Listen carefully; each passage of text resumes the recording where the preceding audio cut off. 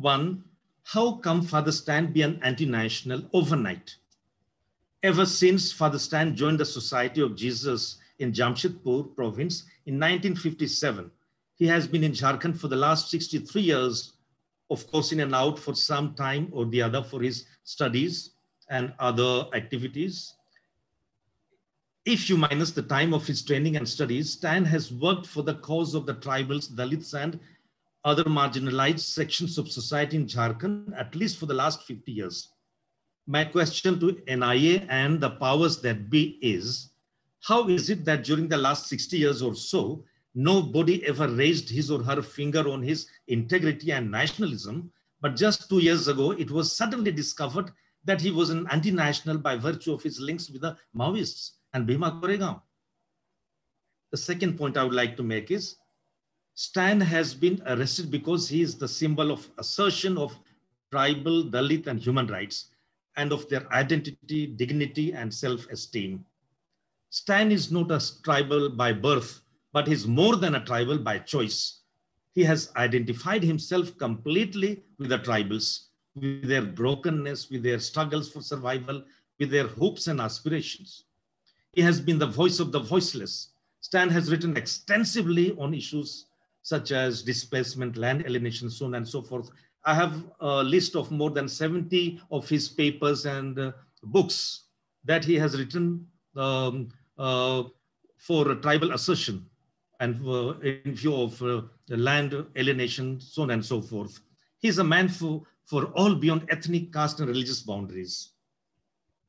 His well-researched and contentious book titled Deprived Rights Over Natural Resources, Impoverished Adivasis Get Prison, a study of under trials in Jharkhand, takes the tribal development discourse from the closet of the economic growth agenda to human development.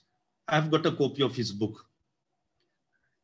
But it is a case study of 102 under trials. Although an in-depth study of the human rights violations of the Adivasis, this book is a critique of the development discourse of the country that ignores the rights of the Adivasis and Moolvasis to live with dignity and self-esteem, which is their fundamental right. And in his findings, about 97% of the sample under trials were arrested under false allegations of hobnobbing with the Naxals. Their apprehension and harassment were based on misinformation and misuse of power. Such anti-tribal and anti-Adivasi draconian law as UAPA seems to have been misused in the context of the sample under trials. The third point I would like to make is, and I would like to sum up what has happened to Stan Swamy in terms of three moments, namely structural problem, processes, and the possibilities. Every structural problem has a structural solution. This was Father Stan's conviction too. The arrest of Stan and Bhima Koregaon's saga are pointers to three kinds of war, namely caste war, class war, and ideology war. It is clear from the lifestyle of Stan Swamy that he always stood with the underdogs of the society.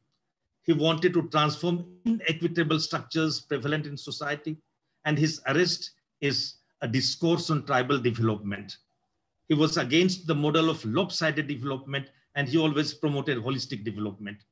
Stan always stood for inclusiveness and diversity. And finally, processes at work. There are various processes at work.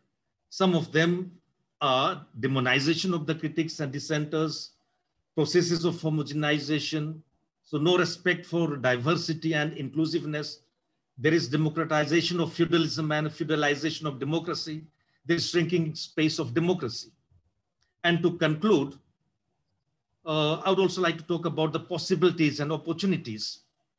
The need of the hour is convert negative energies into positive, as Stan was trying. And this press conference is in the same line. And therefore, I congratulate the organizers. But we are not disheartened. There are national laws and policies, also international bodies with us for the cause of Stan and others. Stan and others are not alone. We are with them. We stand with Stan and others. And we are hopeful that things will change. This is the hope with which Stan and others worked. If they had believed that things would not change, they would not have continued working relentlessly. I am convinced that truth will prevail at the end. Thank you so much. Over to you, sir. Thank you, Father Cudjo. I